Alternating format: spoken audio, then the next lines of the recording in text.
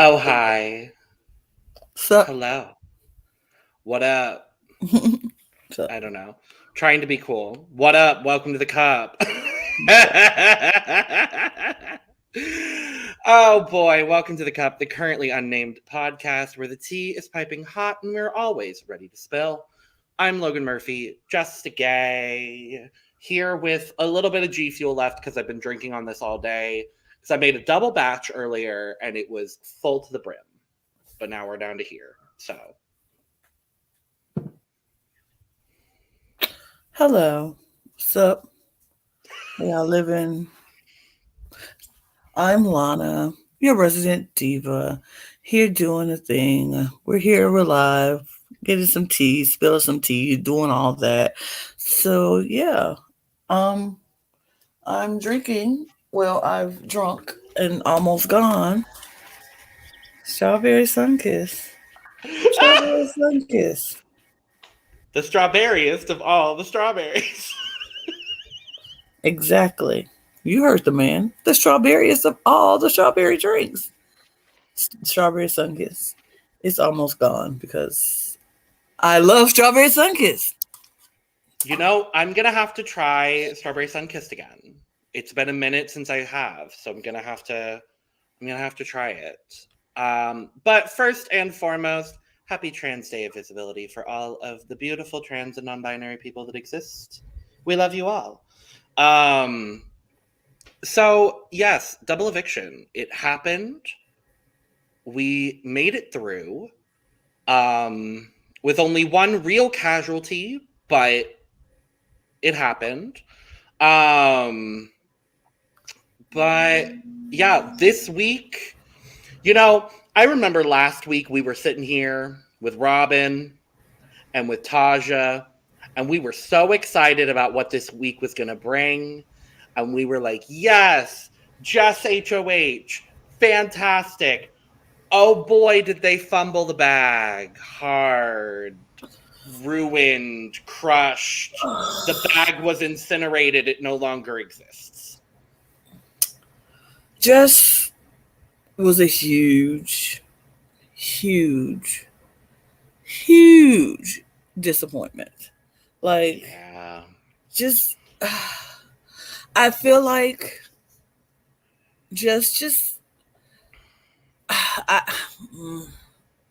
yeah. I don't like it always feeling like it came down to this for me, but it always seems to come down to this for me. These people, all of them, have decided that these other people who don't necessarily look like them have to be working together, have to be together. It's obvious that's what's gonna happen. So we got to nip this in the bud. Well, guess what, people? They weren't doing that. They didn't have that until y'all made it happen, and it was obvious that they had to do that to survive. And now that you pushed them together, now you're scared of them and you want to break them apart. Now, this is what's tripping me out. Because at first, like you said, we're all like, yay, just as the HOH, something different is going to happen this week. It will not be like Kyle's HOH. We won't have this. And I don't know what they pump into that HOH room or what they put on that key, but the second Jess got a hint of power, it went straight to their head. And they were talking to people like any old kind of way.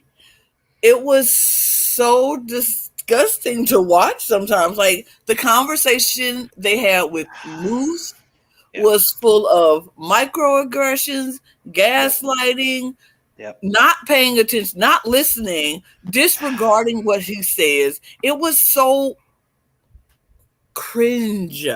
The entire I was just like, you start mess with Moose to pit him against Betty. Betty and Moose going back and forth, and you just enjoying yourself and trying to integrate yourself in their fight and their business, and you're keeping the fight.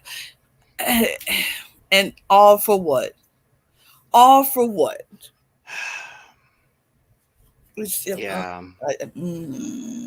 It just, I thought this was going to be the week for them to truly like get integrated into the house. And like they said at the start of Monday's episode, like literally the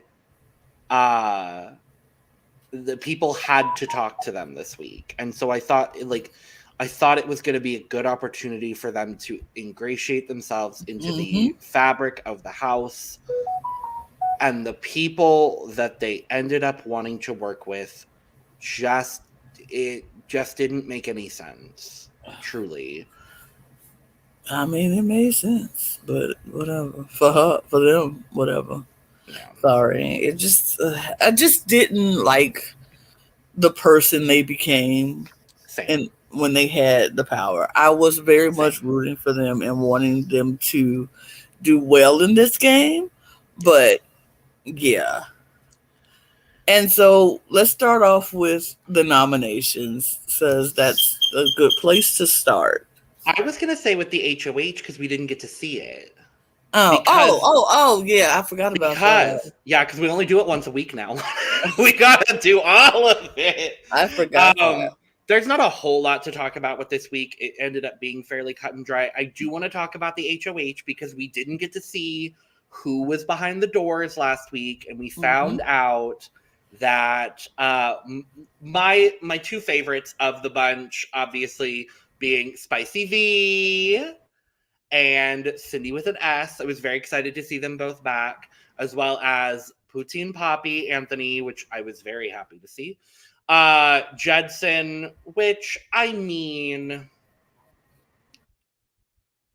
legend? Not sure.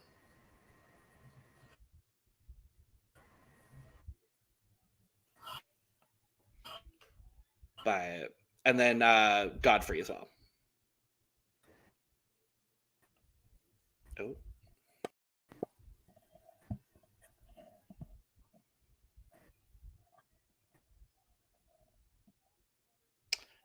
I think we lost Lana? I'm not sure. But yes, so it was Spicy V, Cindy with an S, Judson, Anthony, and Godfrey in the HOH comp. I loved Summer constantly going to Jed's door like 4 different times. That was a good time. And then the HOH comp happened. And Jess obviously won the HOH. That we did know going into our episode last week because it got spoiled on the TikTok. Thanks, BBCAN production. But so we did know that Jess was the HOH. And it came down to a tiebreaker between Jess, Josh, and JC Lynn. And the tiebreaker was about the Power Poppers 2.0 comp, the first veto of the season. How many balloons were there? And Jess did get the correct answer, or closest to. They guessed like 1,111, I believe, and it was like somewhere in the 1,400s. So love that. There's a lot of, Jess seems to think that they're working with certain people. Their number one is Kevin, but they are not Kevin's number one. There's Lana. Welcome back. I don't know either, but HOH comp, Poutine Poppy. Yes. I was saying yes, but before this whole technical thing, I was like, don't you say nothing bad about Jetson. We will not speak ill about Jetson because Jetson is fine. We will not speak anything negative about Jetson. So if you have any negative thoughts, move along. Thank you. Legend? Question mark. Fine. Not exclamation point. Legendarily bad player. Fine explanation point. He is. So it's all good. But period. I don't care about his gameplay. Mm-hmm. Care about his... Oh no. No. Oh no, we lost Lana again. Oh no. Okay, we're gonna carry on. Oh,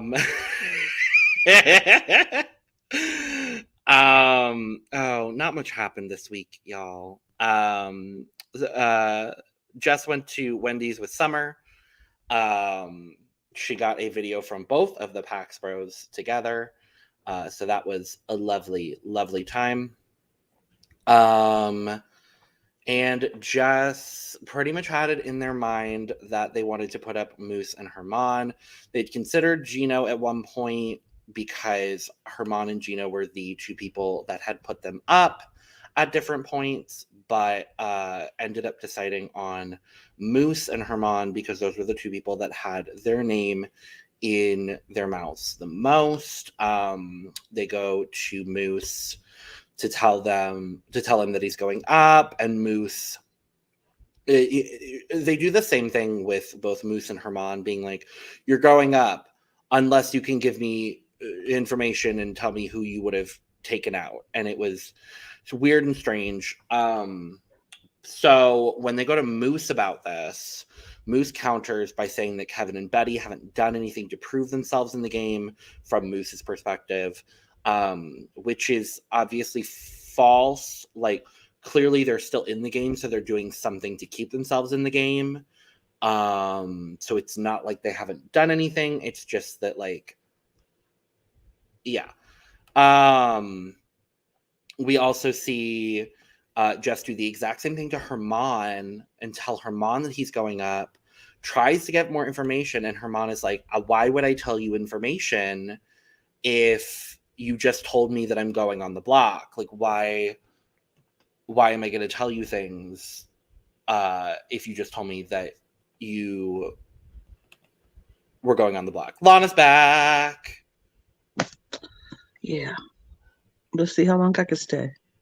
Good. Okay. We'll get through it quickly. I just got through the pre-noms BS. Okay. What? Okay. I don't know if there was anything you wanted to talk about pre-noms, but no. Cool. Well, Moose and Herman go up. Jess is disrespected by the way that Moose and Herman reacted, and I'm like, really? They have every right to do exactly how they want to. They have every right to act the way that they want to act because they're going on the block. And also, just like, they have every right to do whatever they want because they're humans. Like, hello? I was confused. I was very confused. I didn't watch that part. I saw it on, like, Twitter and things of how she was disrespected, and she just felt very disrespected by their smug faces. And I'm like, what do you want them to do? Do you want them to smile at you or cry, or, you know, what do you want them to do? It's like they're going on the block, so, and they feel some type of way, so they acted how they felt. It is what it is. Yeah. I also definitely didn't mention the Betty and Moose fight because that happened. And it was kind of iconic. I'm not going to lie. I loved Betty in this moment. I'm like, Betty providing the fun feeds. That is what we expected, and that's what we're getting, and I'm happy to see it. I get the argument, but I don't get the argument. I mean, I don't understand. I mean, okay, this is what I don't get. People get mad when their name goes out and people are saying their names. This is Big Brother. Everybody's going to say somebody's name. And it might be your name. I don't care if you say my name. I mean, unless we are like in this alliance and you just throw me on the bus, then I'm like, what the heck are you doing? Putting my name out there when, but if we have no alliances together or we ain't even close or whatever, yes, I said your name. What about it? Mm-hmm. Sorry. Like, I don't understand the fight. I understand you don't want to be, you don't want your name out there, but it's Big Brother. You should always expect your name out there. Right. But okay. Anyway, we go into Wednesday's episode. Moose is super upset that Jess ran to Betty with that information, but mostly because Jess did overinflate their words. The big thing for Betty in that moment was allegedly Moose saying that she doesn't deserve to be there, which is not, to my knowledge, something that Moose said.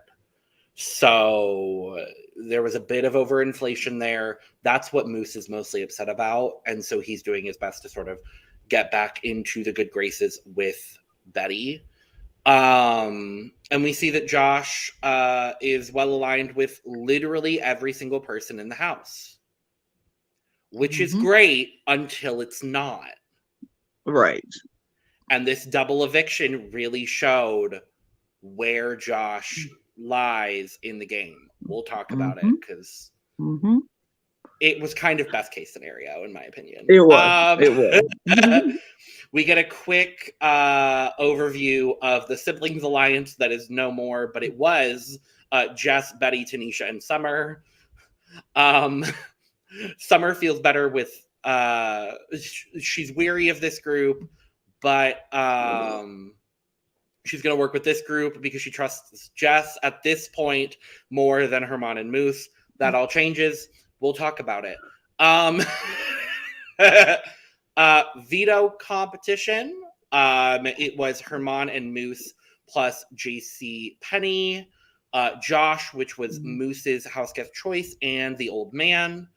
And the veto comp was Thrill of the Find. This was a winners competition, the branded veto competition that they do every season. And so this one I thought was actually really fun. So you had to find, there were like dozens and dozens of clothing racks. You had to find 3 specific clothing items that were yours, put them on, and then find all of your items on this like pedestal that matched the prices of what you had. And then you had to use this like long stick thing to place all of your items onto the pedestal without like dropping any. The comp was close. It came down to Josh and Herman. And in the end, Herman won the veto, once again securing 5 out of 5 nominees winning vetoes this season. I hope this continues and it happens every week for the rest of the season, honestly. I'm here for it. I enjoy seeing veto getting played. I enjoy seeing vetoes getting won by the winners or the people who are on the block.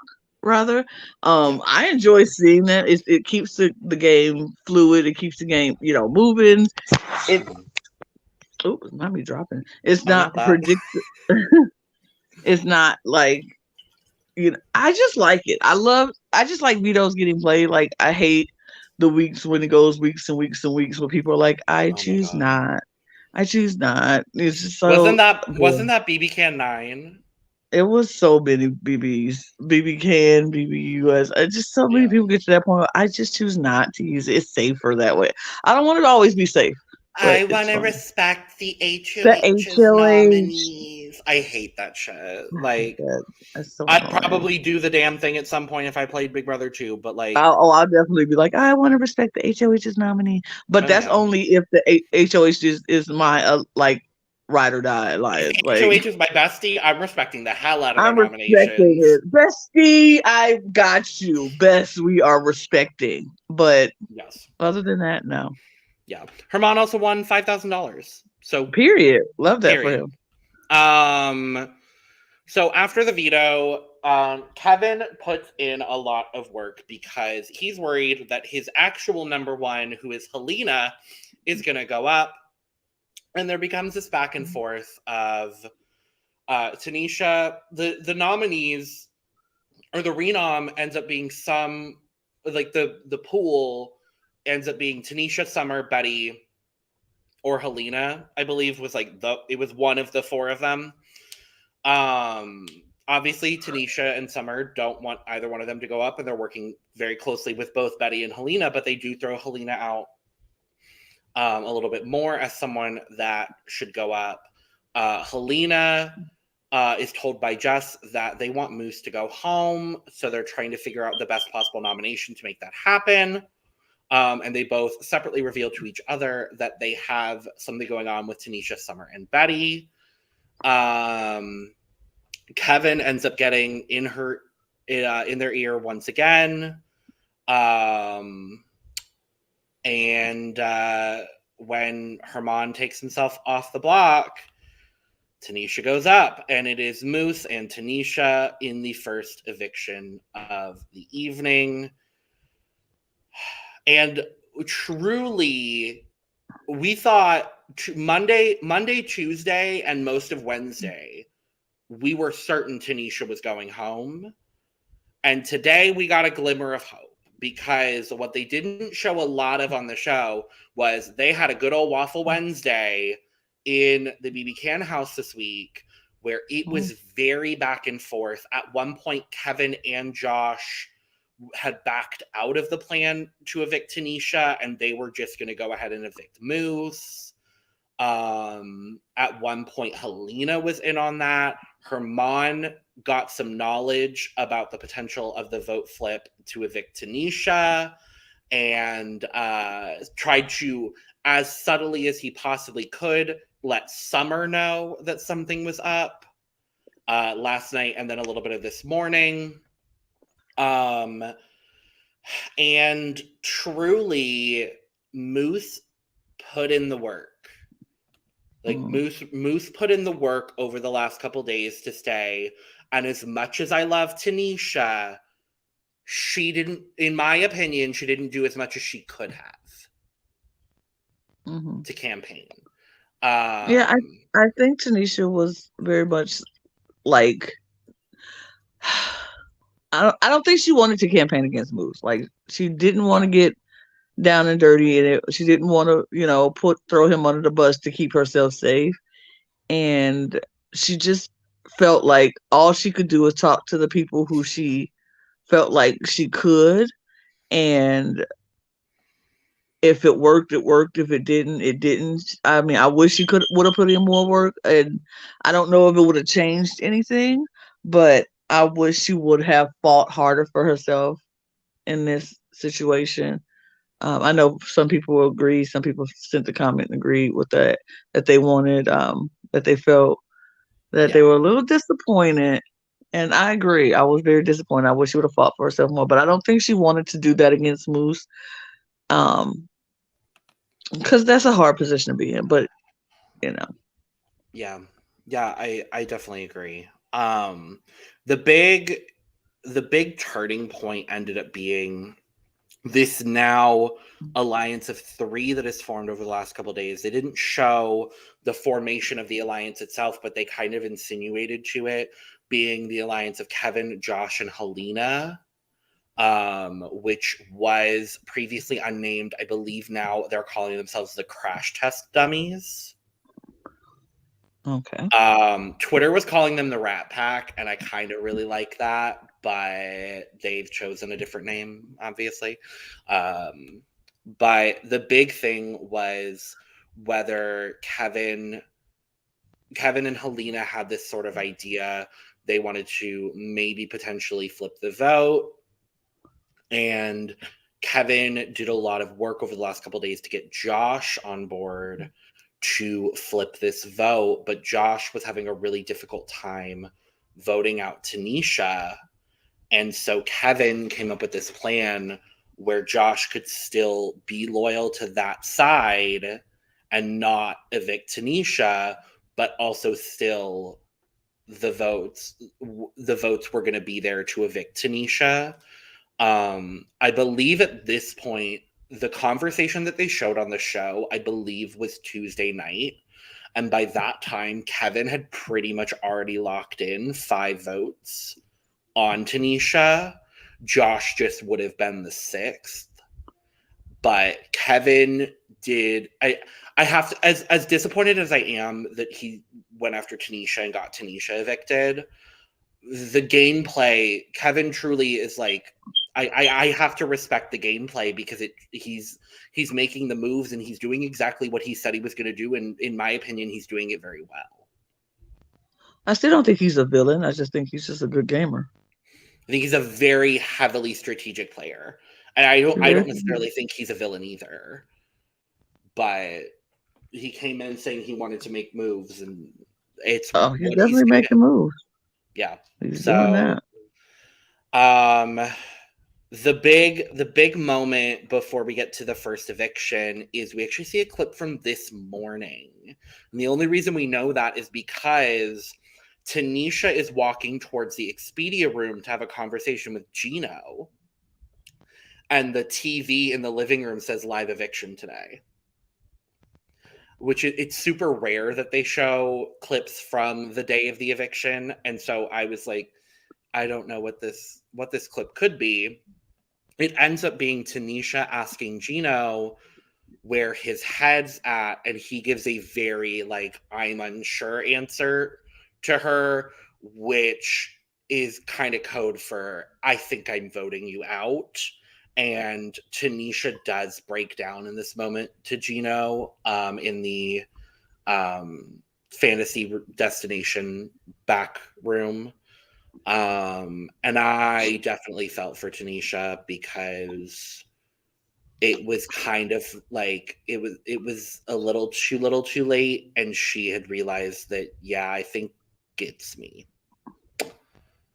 So it is unfortunate. But we get the eviction speeches. Everyone's amazing from both of them, but Tanisha does take the time to tell Jess directly that her name is Tanisha and not Tiana because names matter. Period. As she should. And we go to vote, and at this point I still genuinely had no clue. I knew it was going to be close. I just didn't know where the vote was going to go. And it was a 5-4 vote with Tanisha sadly being the 5th person evicted from the game.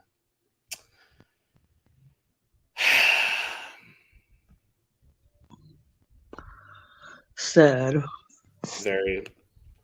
I mean, when you know what's happening, it's like, you prepare yourself. It's like, oh. She was the only person not in athletic gear, and I was like, no. But yeah, so those 5 votes to evict coming from Kevin, Marty, Gino, JCPenney, and Helena being the swing vote. So anyway, we move. Very sad for Tanisha, but I'm very happy that she gets to see her daughter. So me too. At least there's a positive in that, but I wanted to see her longer in the game. So Same. It is unfortunate, but we get to the double eviction, but it's not a normal double eviction, Lana. No, it's not. It is a chain of safety double eviction. Mm-hmm. Oh boy, Lana, I wonder where we've heard that before. I mean, I've heard this. I might have played a couple. I definitely have played a couple. Mm-hmm, yeah. Mm-hmm, mm-hmm. Mm-hmm, mm-hmm. That's all. That's it. Thanks for actually implementing something from the orc community, Arissa. We appreciate it.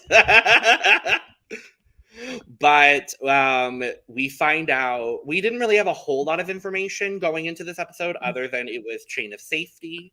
And we find out that there's no HOH, there's no veto.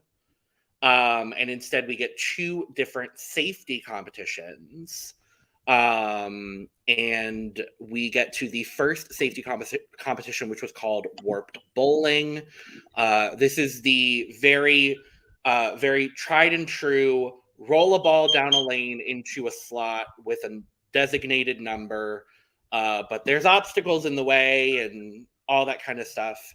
And most people did pretty decent, but Moose second up and gets a 15. The highest you could possibly get. I think the only person that came close, Summer got 12. Summer, 12. Mm-hmm. Summer got 12, Kevin got 11, and Gino got 10. Yeah. So So even if Moose didn't win, it would have been Summer. I love that. Which I'm fine with. Me too. I would have been more than fine with. Because then we go back into the living room and we find out that it is the chain of safety ceremony. And Moose gets to start the chain of safety. And we find out that the last 3 house guests that are left off of the chain of safety will then compete in the second safety competition of the evening.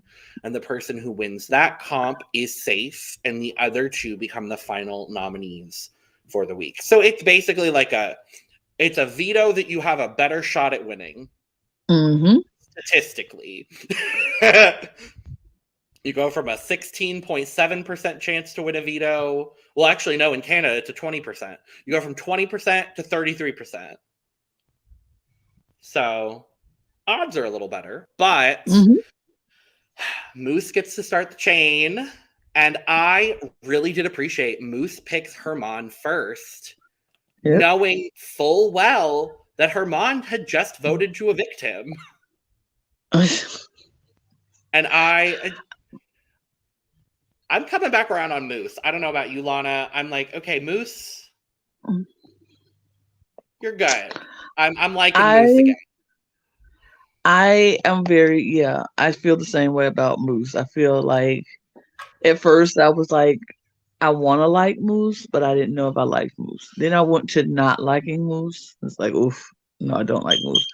Now I'm back into, I want to like Moose, and I think I could like Moose. I've liked Moose. Yeah, I've liked Moose the person for the bulk of the season. I just didn't necessarily know if I liked Moose the player.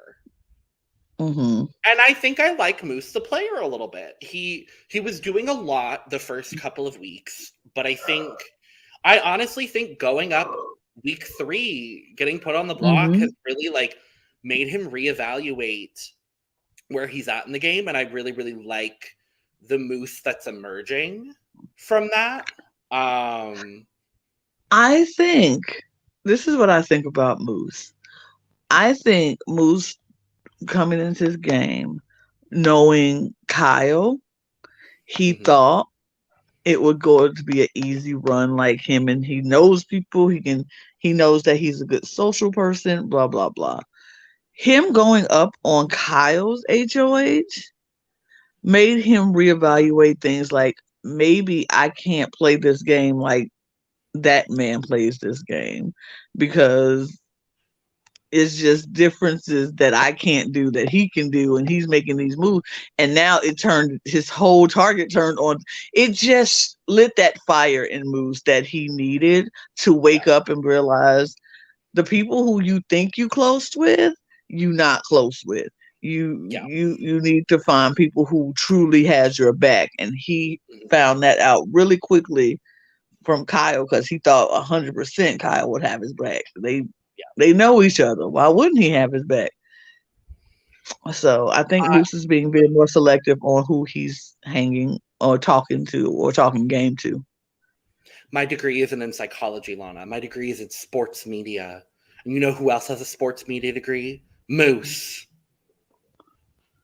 God, I'm glad that man is out of the house. Anyway, so Moose starts the chain. Moose passes safety to Herman. Herman passes safety to Josh. Josh passes safety to Betty. Betty passes safety to Summer. Mm-hmm. And all the black people are safe. That's all I was worried Period. about. That was all I was concerned about. I ain't gonna lie. I was like, I need all of my people safe. Yep. Because Herman goes to Josh, and you could see the wheels in Josh's head turning. He's like, do I pick who do I pick? I think for the long run of his game, I think he picked the right person. Mm-hmm.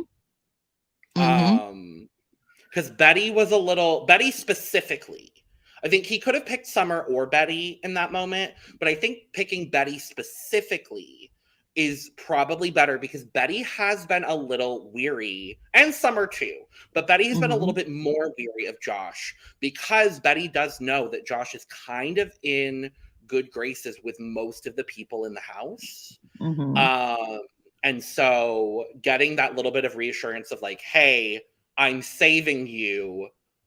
This is a bond. Like, I think that's going to do wonders for Josh in the future. So yes, Moose to Herman to Josh to Betty to Summer. Summer passes safety to Kevin. I thought that was an interesting choice, but given the people that were left, my first inclination would have been for her to give it to Gino. No, because she knew Gino would give it to JC Lynn. She didn't want that. And that's why. Yeah. So yes, Summer passes to Kevin. Kevin passes to Marty, and Marty has the last decision of the chain of safety and passes safety to Helena. Meaning that the three people going into the safety competition, part 2, Electric Boogaloo, were Jess, JCPenney, and Gino. In my opinion, kind of best case scenario. Oh, it was definitely best case scenario. I personally, for my absolute best case scenario, I would have swapped Gino out with Marty. Yeah. But that's just me personally. But yeah, so Jess, Gino, and JCPenney go to compete in the second safety comp of the evening, which is called Under Pressure. And I know I've said that a lot of these BB comps are for me. This is truly the comp for both of us. Yeah. I was like, this is... Because, like, with my ADHD, I hyperfixate. And things I can hyperfixate on are things that I do well in. And so you get this pit of ping pong balls, and you have to sort out the colored ones into these tubes and then run over and hit your button. But if you get a white ball mixed in with all of your specific color balls, then you have to dump everything and start over. And that is what we saw happen to Jess. And I loved multiple times the dramatic zoom in on Jess's, I think it was the green balls. Because there was a white one in there and they just didn't notice until like the very end when they couldn't push more balls into it. Because I genuinely think, had Jess not made that mistake, Jess, I think, would have won that comp. Because they were, like, right there with it. I think Jess had a great strategy with it, but my strategy would have been the strategy that JC Lynn and Gino were doing. Because it would, for me, it would have been easier to pick one ball, one color at a time, and move on to the next. But yeah, Jess had a good strategy. I just couldn't do it because I would have did the same thing. I would have picked up a white ball, threw it in there, and by mistake. Yeah. I probably would have fixated on a color for at least like 2/3 of the row. And then if I was finding it hard to find more of them, I would have probably just switched to a different color and then come back to all of them at the end. Is probably what I would have done. But yeah, so JC Lynn does end up getting the win in this comp. Nah. And we end up with the final noms being Gino and Jess. Do we think if JC Lynn was on the block next to Jess, do we think anything would have changed? Probably not. Agreed. I do want to talk about the scenario, though, Lana. If it was Gino and JC Lynn. JC Lynn's gone. Agreed. Agreed. JC Lynn would be gone. And I would have been happy with that. Same. Same. But now we're stuck with her for the rest of the season. We'll talk about it. So we get Eviction Speeches, Part 2, Electric Boogaloo. Gino is playing an honest and direct game. We'll keep playing that way, and he did what the house wanted with Kyle, with the Kyle eviction, so he hopes that can be repaid in this moment. Jess says that they value everyone at a human level and does give a shout out to trans and non-binary individuals, which, despite them not playing the best game, I do appreciate what they said in their eviction speech, minus the name part. That just felt like a rebound against what Tanisha had said, which just felt weird and gross, but whatever. Well, you know, and that's why they didn't even bother to plead, because they knew. And I'm glad they knew, because you were horrible during your HOH week. You were horrible. You weren't even a nice human being. You were just horrible to people. And the fact that you got the karma instantly is what you deserved. Yep. I'm not sorry you're gone. I'm happy to see you go. Bye. Same. Yeah. You. Yeah. As excited as I was to have 2 non-binary people on this season to start the season, we lost the wrong one early. We did. And yeah. But I do want to talk about that vote, Lana. 7-2. With the 2 votes to evict Gino coming from Marty and Helena.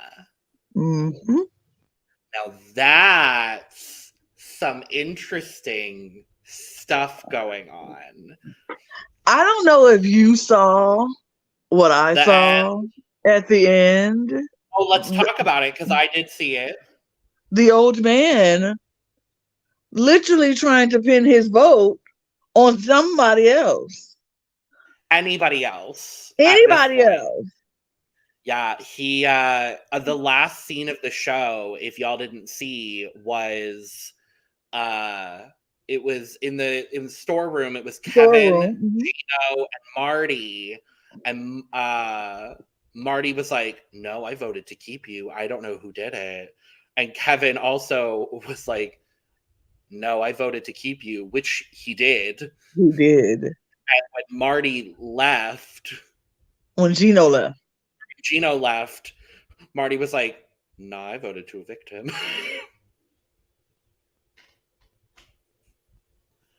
Marty. And okay, the other interesting thing is when both Marty and Helena went to vote, they took the longest time, and it felt like a genuine decision. I mean, honestly, if I have Jess and Gino on the block, as much as Jess isn't a great game player or a super great human in that house, I probably would have voted to evict Gino, because he's going to be a threat moving forward. Jess is always going to be a target. And while they won 2 competitions, their skill set in winning competitions is very specific. And so it's not, I don't know, do I think Jess would have won a wall comp? I don't know. I think they would have had a decent shot. but I don't think they would win a wall comp. Whereas I feel like a lot of these more physically based challenges, Gino is going to excel in moving forward. And we've seen him do fairly decent when it comes to like the memory comps. Mm-hmm. His HOH win was a memory comp. And so like, I don't know. I just think given the opportunity to take Gino out, I probably would have done that. And I think that's what Marty and Helena were thinking a lot more people were going to do. And now that Gino's still in the house, they have to play damage control because Gino's still there and only got 2 votes.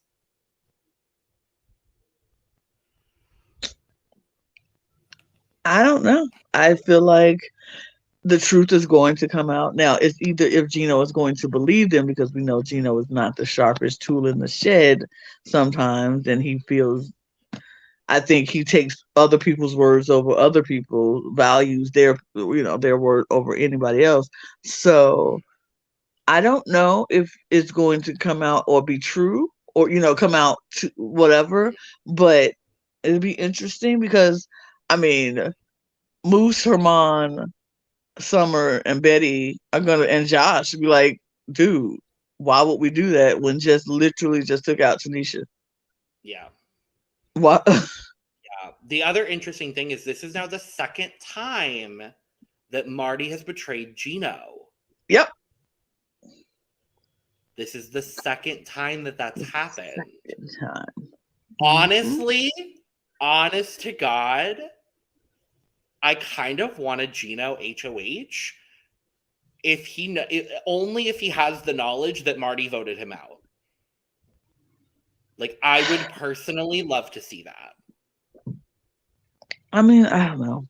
I don't think I could deal with another Gino HOH right now until somebody else is gone. But I mean, I think ideally, obviously, I want someone black. I mean, I want Summer. I want a Summer HOH. That's what I want, a Betty HOH. I was about to say, I think I want a Betty HOH. I think I want a Betty HOH more than I want a Summer HOH. Then I need Summer to just, she had to put her cards on the table. So I need a Betty HOH. Betty can play her cards now. I wouldn't be mad at like a Moose or Herman HOH because I know they're going to keep Betty and Summer safe. Like, I don't know. We're at a very interesting impasse with 10 people left in the game. Mm-hmm. And what we also found out is that Jess is not the first juror, and that jury starts next week. Which, if it is a traditional final 2, that would mean that there are 8 jurors. So either someone's getting voted off the jury, Survivor style, or Canada has a vote. Yep. And I'd like to think it's probably the latter. Yeah. I was really surprised, honestly, when Jess wasn't a part of the jury. Because that's typically, they do the double eviction week 5, and then the double eviction person ends up being the first juror. Like, that's just traditionally, I think, how they've done it. Or at least how I remember them doing it. But it'll be interesting. We have 10 people left in the game. We don't know who HOH is because feeds haven't come back. So normally we'd have that information by now, but I seem to think we're getting a wall comp. Well, I mean, they're already in athletic gear. Why not? Exactly. Like, double eviction straight into wall comp. It's what they deserve. It's what they deserve. It is what it is. Do what you do, Big Brother Canada. I wouldn't be mad at it. So if we don't get feeds for hours, then we know it's something like that. Some kind of endurance competition of some sort. But either that or it's individually timed, which I don't think they would do with 10 people. So we'll see.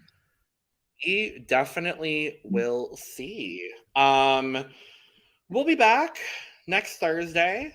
same time, same place. Probably both Lana and I, hopefully with more people.